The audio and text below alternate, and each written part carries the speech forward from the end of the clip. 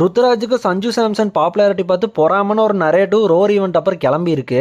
முதல்லே ருத்துவை விட சஞ்சு கேப்டனுக்கு டிசர்விங்னு ஒரு நரேட்டிவ் செட் பண்ணி கிளப்பி விட்டுருந்தாங்க. சிஎஸ்கேவும் அதுக்கேற்ற மாதிரி ருத்துவோட சஞ்சுக்கு தான் பயங்கர ஹைப் பண்ணிட்டு இருந்தாங்க. ரோர் ஈவெண்ட்லேயும் பார்த்தீங்கன்னா ஃபேன்ஸுமே வந்துட்டு சஞ்சுக்கு தான் பயங்கர சவுண்டு விட்டுருக்காங்க. இதெல்லாம் பார்த்துட்டு கேப்டன் ருத்ராஜுக்கு மரியாதை கிடைக்கல, சஞ்சுக்கு தான் இம்பார்ட்டன்ஸ் தராங்கன்னு இப்போ சொல்லிட்டு இருக்காங்க. யாரா நீங்களாம்? சஞ்சு ஒரு இன்டர்வியூலேயே சொல்லிட்டாரு, நான் சிஎஸ்கேல தலையாகவோ வாளாகவோ இருக்க போகல, சிஎஸ்கேக்கு ஒரே தலை தான், அது எம்எஸ் தோனி தான். சிஎஸ்கே என் மேலே நம்பிக்கை வச்சு எடுத்திருக்காங்க, நான் அந்த நம்பிக்கைக்காகவே அவங்களுக்கு ஜெயிச்சு கொடுப்பேன்னு சஞ்சு சொல்லியிருப்பாரு. சஞ்சு ருத்து ஏற்கனவே நல்ல ஃப்ரெண்ட்ஸ் தான். அப்படி சஞ்சுக்கு கேப்டன்சி தான் முக்கியம்னா அவர் சிஎஸ்கேக்கு ட்ரேட் ஆகிருக்கவே முடியாது. ஏன்னா சில டீம் சஞ்சுக்கு கேப்டன்சி ஆஃபருமே வச்சாங்க.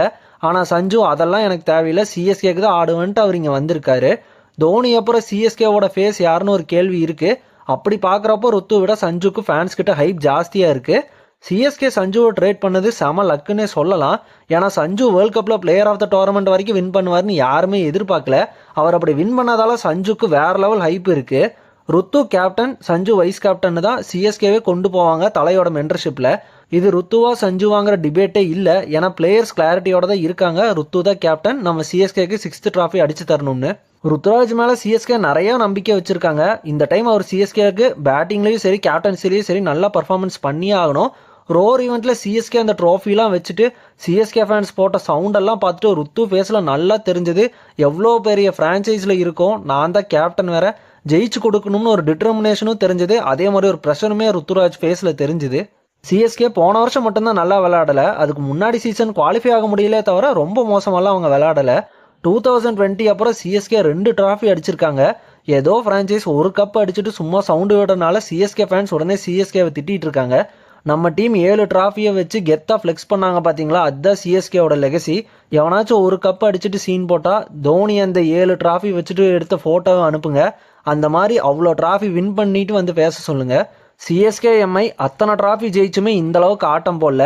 ஒரு கப் அடிக்காதப்பயே ஆர்சிபி ஃபேன்ஸ் ஓவர் ஆட்டம் போடுவாங்க. இப்போ ஒரு ட்ராஃபி வந்ததும் தான் பெரிய டீம், மற்றவங்களாம் வேஸ்ட் மாதிரி எல்லா டீமையும் வம்பிழுக்கிறாங்க. மெயினாக சிஎஸ்கே எம்ஐ கேகேஆரை வம்பிழுத்துட்டு இருக்காங்க. இந்த 3 டீம் தான் ஐபிஎல்ல நிறைய ட்ராஃபி வின் பண்ண டீம்ஸ். ஆர்சிபியில் இந்த டீமோட லெவல்லையே இல்லை.